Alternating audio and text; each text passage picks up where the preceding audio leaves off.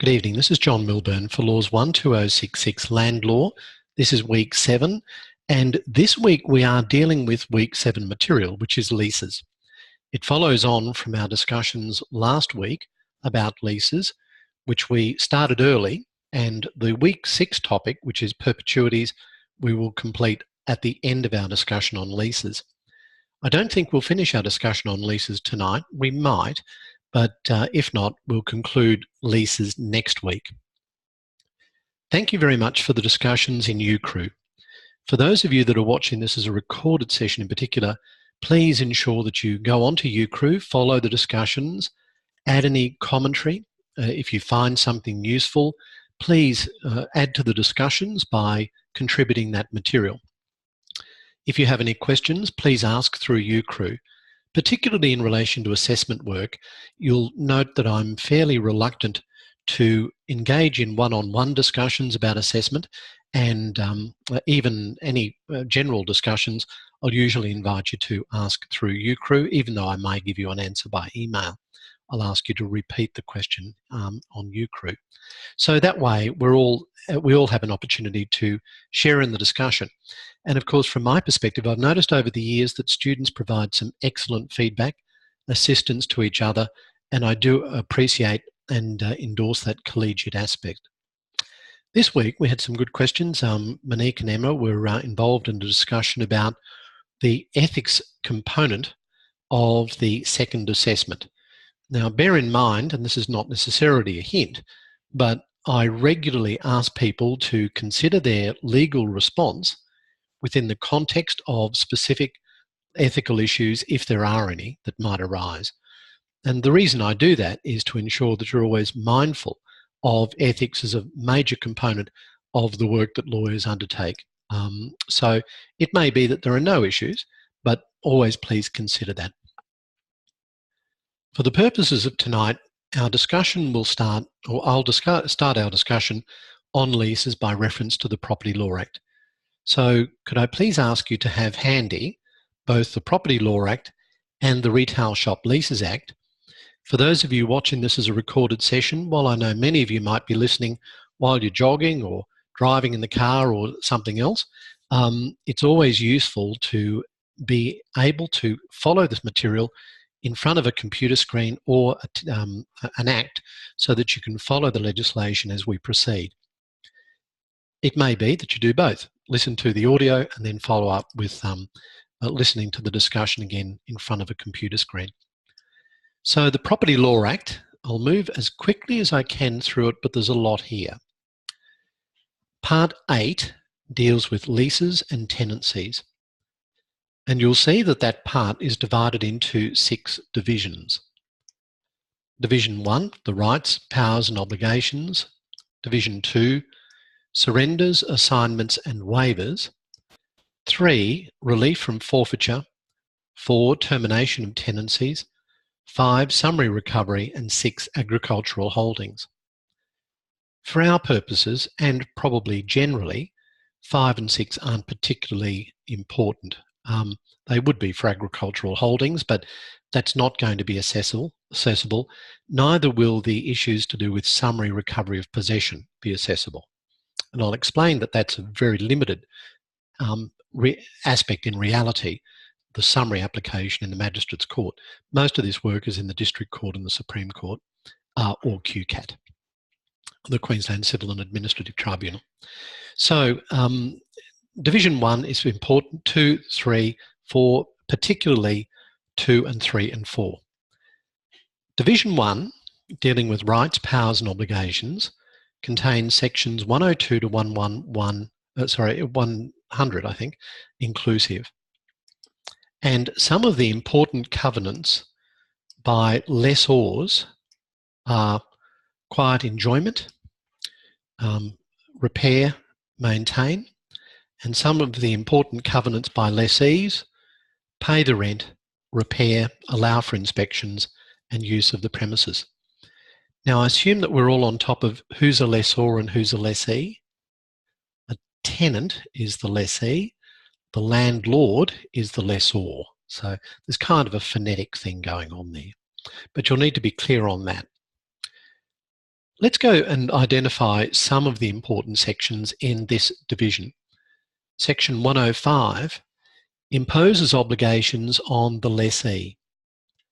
And in effect, it says that in every lease of land, unless otherwise agreed, so always subject to the contrary expression in the document itself, by implied obligation, the lessee will do some things: pay the rent, keep the property in good repair, and that's an implied obligation. In section 106, there are some obligations in relation to short leases. And I know I'm moving fairly quickly, and I'll stop apologising.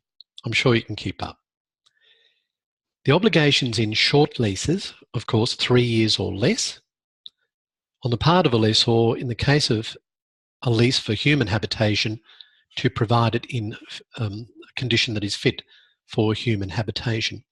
I'll just stop there and mention that the Property Law Act does apply to all leases, but when we're talking about leases for human habitation for residential purposes, of course, there's the other legislation that we'll look at as well, the Residential Tenancies and Room Accommodation Act. I forget the last bit. So Section 106 deals with the obligations for short-term leases. And it applies to all leases made after the commencement of the Act, despite any provision to the contrary. Section 107 again implies certain obligations in all leases, this time on the lessor, and the powers in the lessor are to enter and view the premises, enter and repair, carry out work for public authorities as per their requirements, and to re-enter and take possession. So that's implied. Of course, there are important conditions that are imposed in relation to the lessor exercising those entitlements, particularly the last. So the ability of the lessor to re-enter, to take possession of the property, is very important. You can probably take that as an exam hint to some degree. Section 112 deals with provisions as to repair, covenants to repair, and it makes reference importantly to section 124, which is an important section about giving notice. All right, so that's the first division. I know that's pretty quick, but I'd invite you to read that, that division. Go through all of it, but you don't need to spend a lot of time on that division. The second division relates to surrenders, assignments, and waivers. Now, can anyone tell me what we mean by a surrender in the context of a lease? We talked about this last week, I think. What's a surrender? What does that mean? Can anyone give me, what was that, sorry? Yes, Monique? Ending the lease before the term is up? Yeah, that's pretty much it. That's it. Usually by consent. So the landlord, the lessor, and the lessee may mutually agree to bring the lease to an end early. We call that a surrender. What's an assignment in the context of a lease? What's a word for that? Bit of a trick question. Transfer?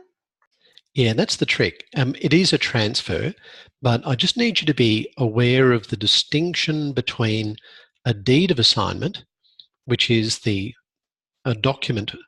It's usually a deed of assignment and covenant. It can be, and it can be 3 parties to the agreement of a deed of assignment and covenant: the landlord or the lessor, the lessee, and the assignee of the lease. So that's the document which forms the contractual basis for the transaction.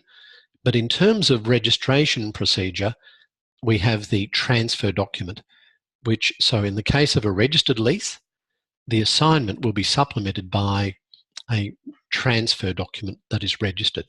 But effectively, an assignment is a transfer. I hope that makes sense. And I'm just trying to draw the distinction between those documents that we typically see off title and those documents that we see which are intended to and are part of the registration process. Have I confused you, or are we right? I can move on? Good. Okay. So in the context of Division 2, have a look first at Section 114, which talks about the provision as to atturnements by tenants. And it says, where land is subject to a lease, the conveyance of a reversion in the land expectant on determination of the lease, or the creation or conveyance of a rent charge shall be valid without any atturnement of the lessee. Now, when you read that, you think, what are you talking about? I can explain it a bit more simply. Have I mentioned my aversion to the Property Law Act and the way it's drafted? Only about 10 times. And it's really amazing because at the same time in 1994, we had some really terrific legislation come out. I don't understand why the Property Law Act is written in such a style as it is. Anyway, atturnement. Sarah, you probably know what an atturnement is. You work in conveyancing. Putting you on the spot. Sorry, I'm still a bit full of cold. Okay. Usually with an atturnement, it can be, say, who the rent will be paid to next. Whoever the party is, the transfer, you pay your rent now to this party because we've done the transfer. That's exactly it, yes. So an atturnement is, in the way I think of an atturnement, it's simply a notice generally to say, now the freehold has changed hands. So, dear tenant, please send your rent payment to the new owner. That's what we call an atturnement notice. And the new owner is the party that holds the reversion in the land expectant on determination of the lease. You know what I mean? So the reversion is that which is left over after the lease has expired. So that's what we call the reversion in the land expectant at the termination of the lease. Why not just say the new owner? Anyway, that's what Section 114 is. Any questions? All good? All right. Thank you, Sarah. Do we have any other conveyances that I can call upon? You're not going to put your hand up, are you? No? All right. Alonka's a conveyancer, I think. Now, Section 117, rent and benefit of lessee's covenants run with the reversion. Rent reserved by the lease or any covenant, obligation or provision touching and concerning the land on the lessee's part, and every right of or condition of re-entry shall be annexed to and go with the reversionary estate. Again, I think we know now what the reversionary estate is.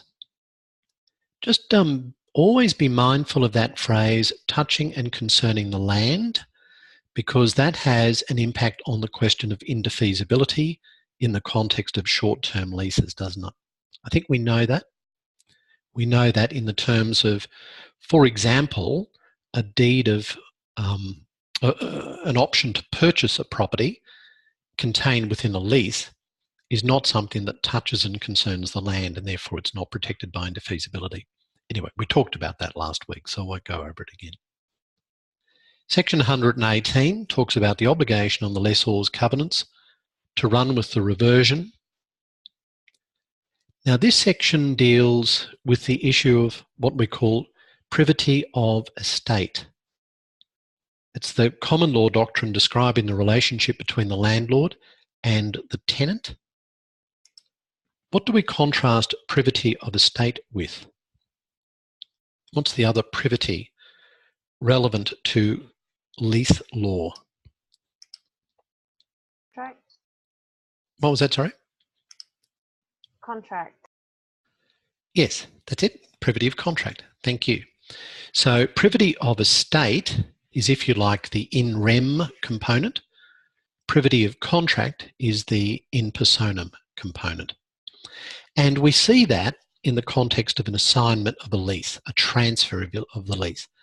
So the privity of contract is affected through the deed of assignment and sometimes the deed of assignment and covenant, as opposed to the privity of estate, which creates the legal interest through registration.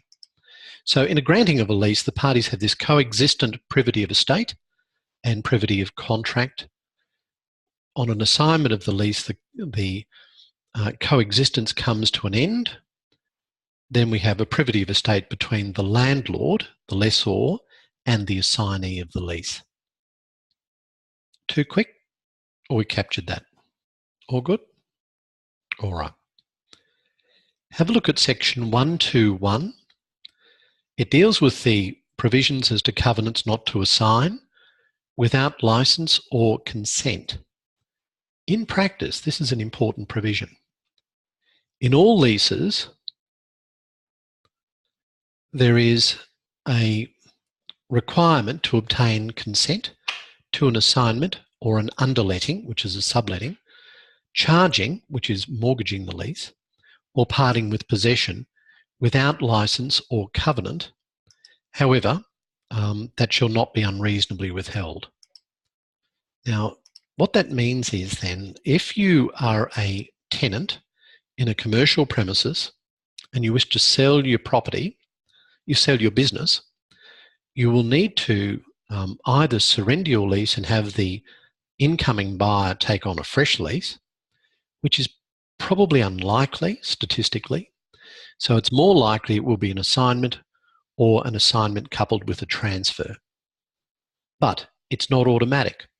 So for a person to sell their business, they need to bear in mind the obligation they have to seek and then obtain the landlord's or the lessor's consent to the proposed assignment. Now, the rationale behind that is that the lessor may well be quite selective in terms of who they want to occupy their premises. And they might have been perfectly happy with you, but they may not be at all happy with the choice of person who's willing to buy your business, because they checked you out, they did credit checks on you, they know that you're good for it, good to pay the rent, and you're experienced in the industry, whereas the person that you're looking to come into the business and take over from you is a person with limited means and no experience, and the landlord may say quite justifiably, I'm withholding my consent and I'm doing so reasonably. So that can have the effect of killing the deal. So there's some arguments there potentially about what is reasonable consent, or whether the consent is being unreasonably withheld. Any questions, comments, or I can move on? Okay. Let's move on to Division 3. Division 3 starts with Section 123, but the very important provision here, the one that you really do need to read, is Section 124. This one comes up in practice often. It's an important provision. So this is what we call the restriction on and relief against forfeiture. A right of re-entry or forfeiture under any proviso or stipulation in a lease for a breach of any covenant shall not be enforceable unless and until the lessor serves on the lessee a notice. So we call that a 124 notice. So the lessor needs to serve a notice on the lessee specifying the breach, saying if the breach is capable of remedy, please remedy the breach, and in the case the lessor claims compensation, require the lessee to pay it. Only then, if the lessee fails within a reasonable time after service of the notice, is it capable of, or if it's capable of remedy or compensation, can the landlord take action. So that's the Section 124 notice. Now, it might be best illustrated if we consider a case. Now, bear in mind that, as I mentioned earlier, these cases primarily are dealt with in the District Court, the Supreme Court, or when we get to the Retail Shop Leases Act, the Queensland Civil and Administrative Tribunal. So the first case is one in the District Court. It's WASH, W-A-S-H, WASH Investments, Pty Ltd against SCK Properties. It's 2016 QDC 77. The question was whether the lessor was entitled to terminate the lease either at common law or under the lease, whether the lessor was entitled to terminate without giving the statutory notice under section 124, whether the lessee's conduct amounted to a repudiation of the lease. So that's what we're talking about here. Here are the facts. We had a 10-year commercial lease. The tenant used the property as a car wash, fell in arrears, and in August 2012, the landlord served a notice to remedy breach of covenant. That's the document we call the 124 notice. It's called a notice of remedy of breach, notice to remedy breach of covenant. The tenant continued on, but the business continued to struggle.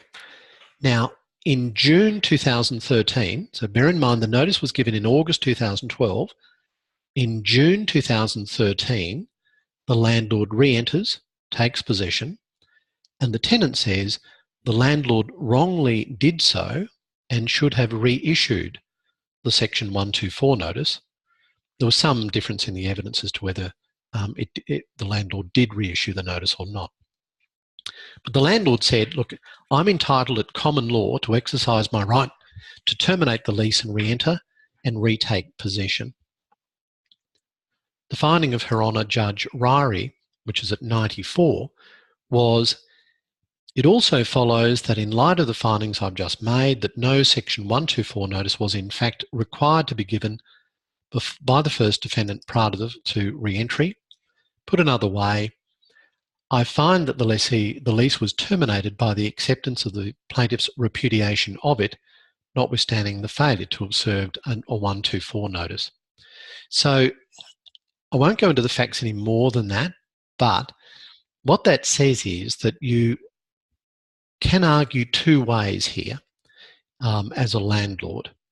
I think the safe way is to follow the statutory provisions and take action reasonably quickly, reasonably promptly after the reasonable time has expired and the lessee has failed to comply. If you leave it too long, then you run the risk of the lessee saying, well, you should have issued a fresh notice, particularly if the circumstances change. But in this case, on the facts of that case, Her Honour found that there was still sufficient evidence of common law repudiation by the lessee, sufficient to allow the landlord to continue to act on the 124 notice and re-enter possession of the property. All good? All right. Property Law Act 126, costs and expenses. The lessor is entitled to recover as a debt any reasonable costs and expenses incurred, whether it's a solicitor or conveyancer or surveyor or valuer, in reference to any breach, giving rise to a right of re-entry for forfeiture. Now these are, if you like, indemnity costs, not party and party costs. For those of you that are involved or in litigation or have studied civil procedure, you'll know the difference between the two. Essentially, the lessor is entitled to charge to the lessee whatever the lessor reasonably incurred by way of expense. There's no scale as such. Now, another really important provision is section 128. This time, it deals with the issue of providing relief against the loss of a lessee's option. So in a commercial sphere, you can understand that generally the location of a business is very important. Therefore, the tenure that the lessee has is very important, and that tenure is reflected in the terms of the lease. Whilst in residential tenancies, it's very common to have a 6 months or maybe a 12 months lease, that's very uncommon in commercial sphere. 3 years tends to be pretty much the minimum, And it's popular only because you don't have to register and you obtain the benefits of it being a short-term lease. But if you're going to go beyond 3 years, it's not uncommon to go to 5 or 10 or 15 or 20, and then to have one or more options. So if you're buying a restaurant and that restaurant has been in the same location for 30 years, the last thing you want to do is change the name and move the location. You're buying it because of the accumulated goodwill, the fact that people come to that location. This is our favourite restaurant. We've been coming here for years.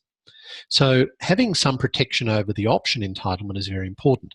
So from a tenant's perspective, from a lessee's perspective, they need to understand and be prepared to invoke Section 128.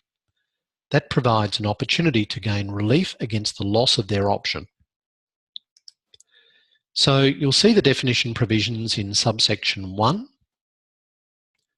where it says a reference to an option contained in a lease is a reference to a right on the part of the lessee to require the lessor to sell the reversion or to grant a renewal of the lease. That's if those things are relevant. Subsection 2 talks about when it applies, and subsection 3 talks about a prescribed notice. The important part is subsection 4, and it says, where an act or an omission by a lessee of the lessee's obligations under a lease would, except for this section, have the effect of precluding the lessee from exercising the option, that act shall be deemed not to have taken effect unless during the period of 14 days next succeeding that purported exercise, the lessor serves on the lessee a prescribed notice of the act and states a couple of things. That is to say, an order for relief is not sought, and where the relief is sought, the proceedings disposed of, and it essentially puts the lessee on notice of the opportunity to obtain a ruling of a court to say that the basis upon which you're denying me my option is now in dispute, and there'll be no surprise coming up. I haven't explained that very well, but have a look at the section. So the idea is that if the landlord is going to argue that the tenant has failed to comply with the terms of the lease, then proper notice needs to be given, and there's an opportunity for the lessee to obtain some relief in that regard. I'll give you a case. This is Supreme Court. I'll refer to it only. I won't go into the facts, but it's called Bentley against Chang Holdings, 2012. I'll give you the unreported decision, QSC 366. And at 26, the court said Section 128 is concerned only with a breach by a lessee which occurs before the exercise or purported exercise of the option to renew. Just on that topic of options to renew, I think we talked about this in week 3. So under the general law, when a buyer became registered as the owner, the buyer could refuse to recognise an option contained in an unregistered lease. Now that's the rule in the case we called Friedman and Barrett. Friedman and Barrett, which was 1962 QDR 498. Now the Land Title Act didn't change that rule, so it is important for a lessee which is in a short-term lease which does not include an option to take action to secure that option. Because it's a short-term lease, if there is an option, the buyer is deemed to be aware of that, but it's still a good idea to obtain some specific acknowledgement. And there is another case that is Valburn, VALBIRN, Pty Ltd, against Powerprop, POWPROP, Pty Ltd, 1991 1 QDR 295, which I think I mentioned to you earlier. All right, so let's just move on. Division 4 of the Property Law Act talks about termination of tenancies, sections 129 through to 139. Important section there, probably section 130, which is the notice of termination of tenancy. And it says, subject to any other provisions, a weekly, monthly, yearly or other periodic tenancy may be terminated by the landlord or the tenant by giving notice to the other, and the notice needs to satisfy the requirements of section 131, 132 and be given in time to satisfy the notice provisions in section 133 or 134, 135 or 136. So the important part there is that where we've got some form of periodic tenancy arrangement, parties need to be mindful of the obligation to give sufficient notice. And the sufficient notice depends on how long the tenancy exists. Excuse me, John. Yes. I was reading through the Act earlier and came across that provision, and I wanted to get some clarification whether it applied only to, say, housing tenancies, because when I clicked through on a few of the definition links in that section, it appeared that it did not apply to, say, a commercial arrangement, and that the terms tenant and lessee are quite different within the Property Law Act. Is that correct? You're right, because it now refers to landlord and tenant. Thank you for that. Yes, Thanks. You're right. That's a good pickup. Thank you. Which leads me then into the next area. So Division 4 isn't that important, and it's also described as termination of tenancies rather than termination of lease is another indication. So don't worry too much about Division 4 for our purposes in this unit. And don't worry too much about Division 5, which talks about the summary recovery of possession. This is a bit of a trap. Now, when we talk about summary, that's a clue to indicate magistrate's court. When we talk about summary jurisdiction, we're really talking about magistrate's court. And you might look at this and think, oh, well, as a landlord, if you wish to recover possession, you can do so summarily. But as we've discussed, you really need to go either to the District or Supreme Court for under this Act. Just a case to explain this in more detail, have a look at Sorensen against Animanto, A-N-I-M-A-N-T-O, Pty Ltd, 2008, QDC 219. This went to the District Court. His Honour Judge Rackerman dealt with a matter on what's called a Section 222 appeal, which is an appeal against a decision by a magistrate. And His Honour found that the magistrate did err in law in issuing the warrant because the matter before the magistrate was not a matter that could be dealt with under sections 141 or 142 of the Property Law Act. It could not be dealt with by a complaint and summons. At paragraph 8, His Honour says, the learned authors of Property Law and Practice Queensland make the following comments in relation to this particular division. And I'll just go through it briefly. It says, the situation regarding summary recovery of possession may be summarised this way. Number 1, residential tenancies ejectment proceedings are covered by Parts 5 and 6 of the Residential Tenancies Act. All other tenancies are covered by this division. Relief against forfeiture must still be sought in the Supreme Court or the District Court. The division does not apply to any tenancy determined by forfeiture. The division only applies to holding over of fixed tenancies where notice to quit has been given or where a periodic tenancy has been determined in accordance with the Act. Where the tenancy has been determined by forfeiture for breach of a condition, a landlord must proceed by way of claim in the Supreme Court or District Court. And as noted in the introductory comments, the division has limited application. It doesn't apply to a tenancy that has been determined by way of forfeiture, only applies in holding over or a determination of a periodic tenancy. So just be very cautious about going to the Magistrates Court. It's really only after the event, but not as a result of taking affirmative action to deal with a breach matter. All good? So that's sections 140 through to 147. And I know I'm moving fairly quickly and you're being all very patient, and thank you very much for that. Just in terms of remedies, I'm going to introduce a case for those that are doing conveyancing with me. I did refer to this last week, so my apologies. I'll move through it reasonably quickly.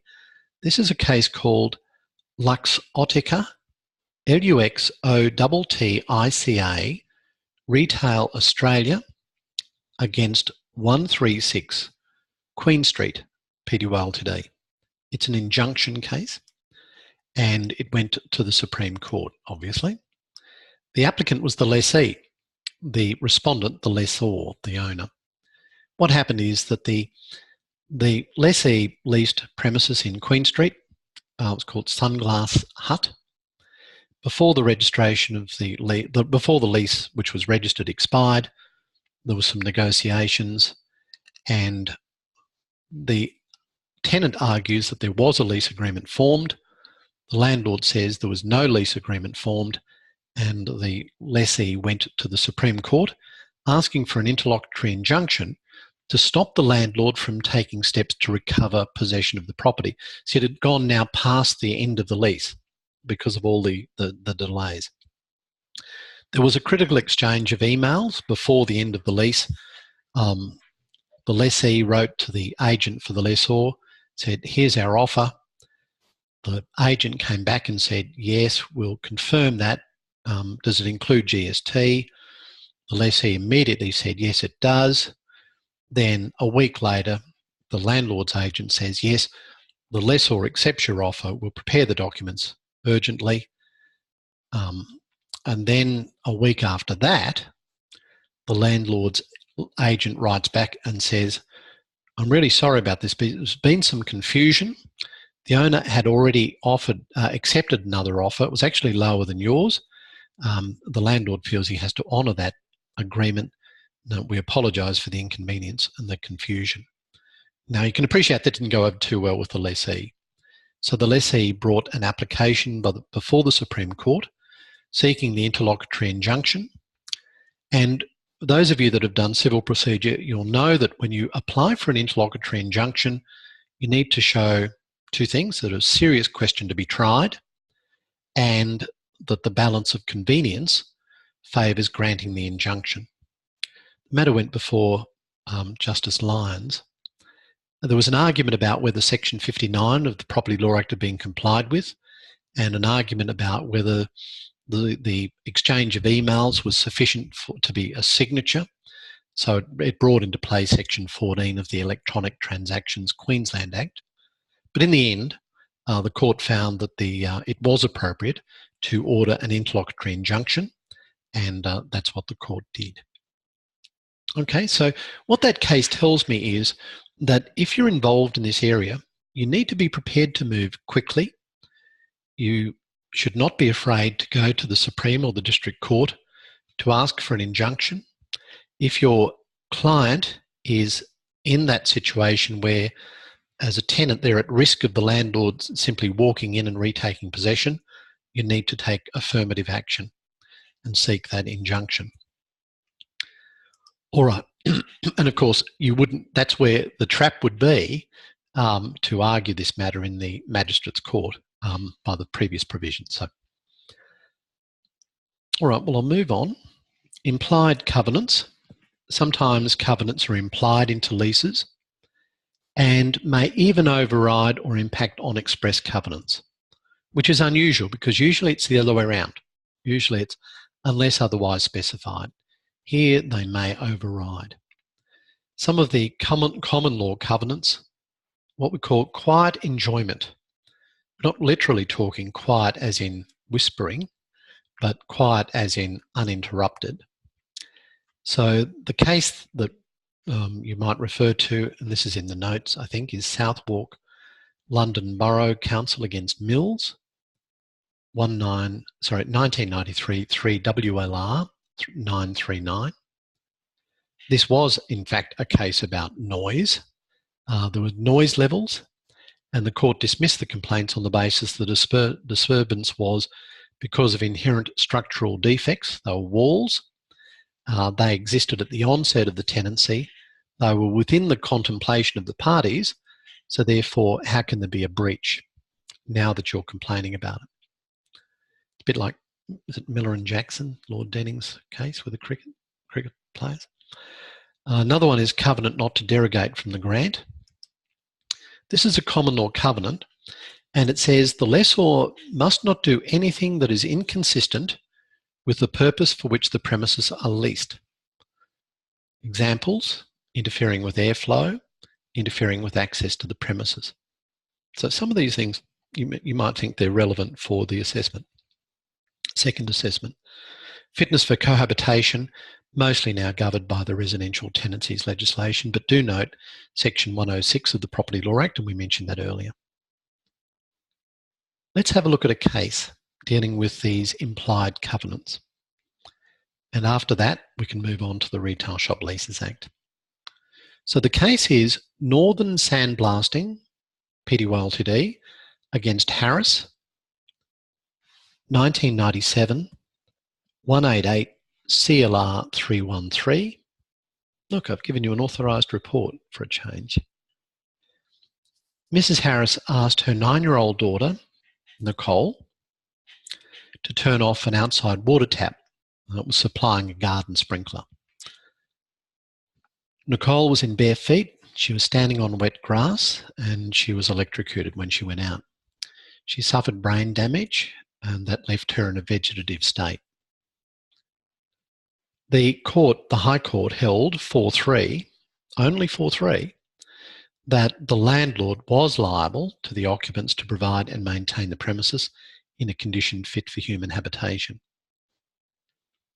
I suspect if that matter was decided now, it would be a little more decisive. But that's kind of an important case in terms of the covenants and the level at which a landlord is liable to persons other than the lessee. In this case, the occupant, but not a lessee, the 9-year-old girl. Now, sometimes, of course, there's an overlap. The covenant for quiet enjoyment may overlap with the covenant not to derogate from the grant, for example. So be prepared to argue more than one in appropriate circumstances. Any questions before I move on to the Retail Shop Leases Act? All good? Okay. So if you could switch over now to the Retail Shop Leases Act and have that handy. What's interesting is if you look in Austlii under Queensland legislation, the beta version, the current version, it actually lists the most accessed legislation. Have you noticed that? And it'll start with the Criminal Code, by far the most accessed piece of legislation. But if you look at that front page, almost all of the legislation that we deal with in this unit is there. The Property Law Act, the Land Title Act, the Retail Shop Leases Act, the Residential Tenancies, and what is it called? Rooming, whatever Act. We'll get to that shortly. See, I'm just from, it's always been the RTA for me, the Residential Tenancies Act. Now, someone's going to tell me what it is, aren't they? No? All right. So let's go back to the Retail Shop Leases Act. It's an important piece of legislation. In practice, very important. The first thing you need to do is, I guess, conceptualise the difference or the similarities between retail and commercial leases. Now, it's a bit artificial because a retail shop lease is still commercial, but I'll talk about a retail shop lease or a retail lease as opposed to a commercial lease, just to create this point of difference. Now, there is a bit of a subtext to this. The Property Law Act provisions still apply, but the Retail Shop Lease Act provides a degree of protection to the tenant. That's the main purpose. Now, the subtext is that a lessee of, say, a butcher shop premises needs more protection at law than the lessee of a panel beater's premises. I mean, I find it a bit hard to understand this, So a butcher shop premises is a retail shop. A panel beater's premises is a commercial lease. It's not a retail shop. But there's more protection for the first and not the second. Now, there is an underlying assumption, and that is that a retail tenant has unequal bargaining power with the landlord. So there were many complaints that large shopping centres, with all of their power, were able to dominate the small players, the tenants within that shopping centre. That's where it all started. So in a retail shop lease, there are a few things that only apply to it, not a Property Law Act lease, not to a commercial lease. In a retail lease, the tenant or the landlord cannot contract out of the legislation. In a retail lease, landlords and indeed, lessors and lessees, but mostly lessors have a duty of information disclosure. Actually, it works both ways. In a retail shop lease, there are additional protections for a tenant, a lessee, in relation to issues of unconscionable conduct and misleading or deceptive conduct. In a retail shop lease, there are special rules that apply in relation to lease preparation fees. In short, landlords pay their own fees instead of, as they traditionally had done and still do for commercial leases, pass that legal fee on to the tenants. And in a retail lease, the assignor is released from commitment where the assignee defaults. So that's different to what we talked about before. So under the general law, under commercial leases, if you have an assignment, I mentioned that the assignor still remains responsible. The assignor is released from that commitment in a retail shop lease situation. And while we've been speaking, someone has said correctly that some of these thanks to Jessica, some of the disclosures relate to disclosure notice, financial advice report and legal advice report. That's correct. Thank you for that. Okay, so let's now look at the Retail Shop Lease Act. The first thing you need to consider is that there was a substantial amendment assented to, this is important for the purpose of your assessment, assented to on the 25th of May 2016. As a result of that amendment, a new Part 4 Division 1 came into existence. There were some other key changes. The definitions changed.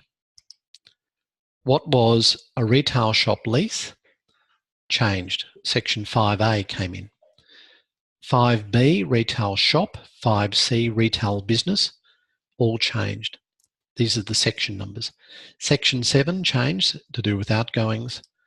There were expanded lessor disclosure requirements, and there were changes to Section 28, which talks about rent reviews and specialist retail valuers. Section 37, which is dealing with liability for outgoings.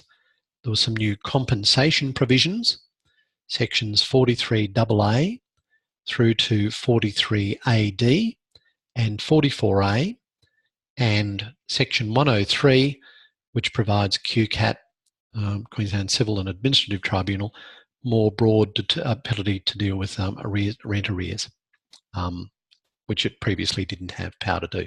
So have a look at those changes. Now, who can tell me this? How do you find the legislation in existence at a point in time? And even if you could find it, why would you bother? So, for example, if I said to you, find the legislation as it was on the 1st of June 2016, how would you do that? Queensland legislation website. Thank you very much. Some spot on answers there.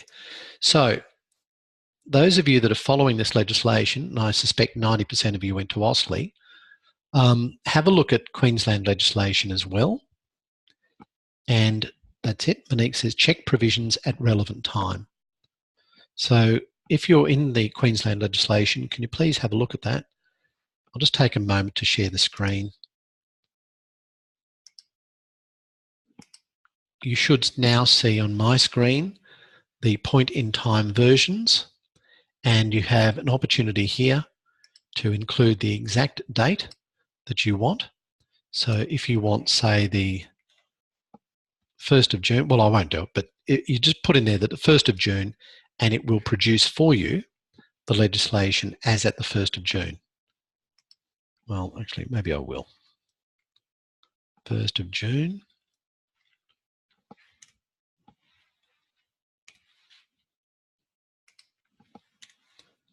(2016).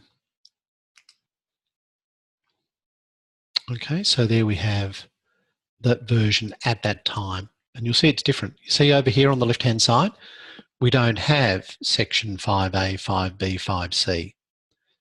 So all of those things, we don't have the compensation provisions. So the importance of that is that you need to consider not just this legislation, but always the law as it was at the time. So while the amended Act received its assent on the 25th of May 2016, bear in mind that not all the provisions have been proclaimed. Largely, that occurred on the 25th of November 2016. So, a lease entered on, say, the 1st of June 2016 would be considered by reference to the former version of the Act. And at that time, it was easier to determine whether a business premises was a retail shop or lease or not, a retail shop or not. So bear in mind, of course, this is the Retail Shop Lease Act, which means we have to determine whether we have a retail shop lease in front of us, which means we have to determine whether it's a retail shop and so on.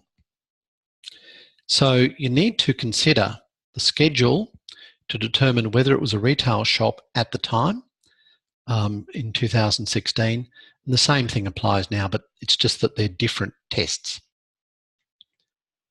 Have a look at, in the schedule it says a retail shop means a premises that is essentially one of two things. And this kind of still applies. Either a shop that was within a retail shopping centre, and I mentioned the genesis for all this, or even if it's outside a retail shopping centre, if it was a shop used wholly or predominantly for carrying on a retail business.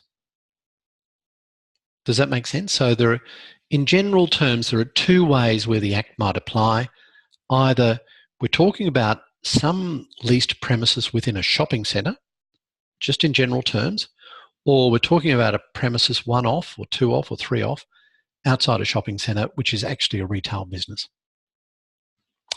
Section 8 says a retail shopping centre is a cluster of businesses having the following attributes: 5 or more premises used wholly or predominantly for carrying on a retail business. That's subsection 8A. Now I'm talking about the old Act now. Now, we mentioned a few assumptions for the second assessment, and thank you, was it Monique brought this to my attention? I appreciate that. So I've posted this on Moodle, but there are some things that you can assume. You can assume that the premises occupied by Mr. Choi and the premises occupied by Ms. Kim are part of a cluster of premises having the following attribute. The cluster of premises promoted or generally regarded as constituting a shopping centre, refer to section 5D of the Retail Shop Lease Act. You can assume that the upper level is comprised of 4 business premises. You can assume the lower level is comprised of 3 business premises. And you can assume that at commencement of the lease, more than 25% of the total lettable area was used wholly or predominantly for carrying on a retail business. Now that's if it's relevant. So you'll need to just work your way through that. I don't want to say any more than that. I'll try not to anyway, because part of this exercise is just to have you work through these definitions so that you can have a better understanding for yourself. Excuse me, John? Yes. Sorry, and I don't want to try and ask you to give any more information specific to the assignment, but just say if we were looking at a previous version of an Act and a current version, and we felt that any changes did not affect the application of the Act in regards to a scenario, do you need us, would you require us to go through the definitions from the previous and the current versions to get to that point? Or are you happy with our final decision and just making that statement? No, that's a good question.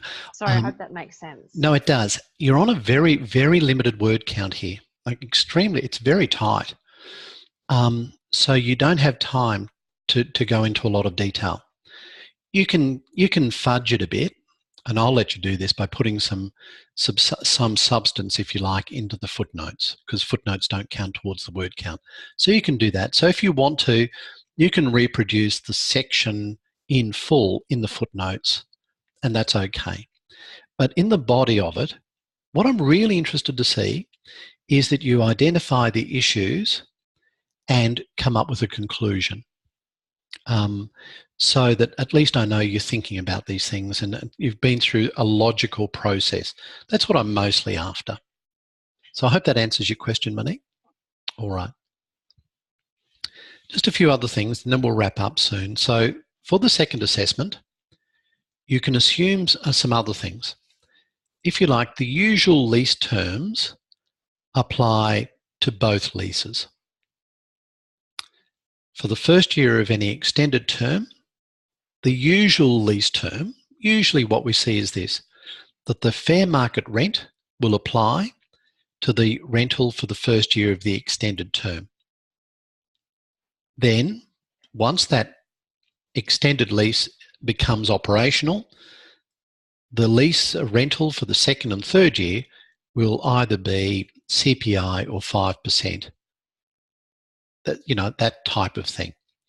But we usually have the market review on the first year of the extended term. So you can make that assumption for the purpose of the assessment. So what are some of the issues in the assessment number 2? Because obviously we will be talking about retail shop leases next week. So when you're thinking about the assessment number 2, and I appreciate many of you wouldn't have started to look at that given that assessment 1 is due tonight, but these are what I think you need to consider. Consider firstly whether the leases are retail shop leases or not. You may conclude that they're not retail shop leases, in which case you're looking at it purely from the Property Law Act perspective as commercial leases. But if you decide that one or both are retail shop leases, then you need to consider the retail shop lease provisions. Number 2, consider the practical and legal aspects of a tenant exercising an option for an extended term. The practical and legal aspects of a tenant exercising an option. Number 3, consider the basis upon which the rent is to be paid. Number 4, consider lessor unfair or unconscionable conduct. Number 5, consider estoppel. Number 6, consider applications for reduction in rental due to circumstances or the actions of the lessor. Number 8, I think I'm up to. Consider security of tenure. Number 9, consider the calculation of damages. And number 10, consider jurisdiction of court or tribunal. I've got a question, will I be posting the additions? I hope this isn't a nasty little streak that I've got, but sometimes I throw in important things at the end of a session and that just catches out those people that don't watch the whole session. I know you're all listening carefully, but maybe I should. Now, I'm not giving you a checklist, and part of the reason I'm hesitating to do this is I don't really expect or even want to see necessarily 120 assignments with the same 10 headings, because they're just things that came to me. And as you work through the process yourself, you may say, no, I've got different headings, or I've got a different approach, or I'm going to do it slightly differently. So the reason I'm hesitant to go through this is for that reason. And I may have forgotten things. You may come up with other things as well. All right, but I will post it. I'll put it into you crew. Okay, that should just about do us for tonight. Next week, we're going to start by discussing Section 3 of the Retail Shop Leases Act and the objects of the legislation. And we're going to go through the Act, work through some examples and look at some cases as well. Any questions before we wrap up? John, I just have a quick question. Yes, Emma? Can I just clarify, in assignment 2, the rental, so the extended rent is based on market value, not CPI for the first year. Is that correct? No, so for the first year of any extended term, yep. So for the first year of the extended term, it'll be fair market rent. Okay, not the CPI, which is in the assignment. So the CPI is for every subsequent year. Yes. Yep. So CPI is for once the rent has been determined for the first year, then it's CPI. But for the first year of the extended term, market rent. Does that work within the confines of what I've written in the question? Yeah, I was just a bit That's unclear. Good. Thank you. Okay, great. All right, thank you. Thank you for that question. I appreciate it. Any other questions, comments? All good? Okay. Thank you for your patience this evening, and we look forward to seeing you next week. All the best. Bye then.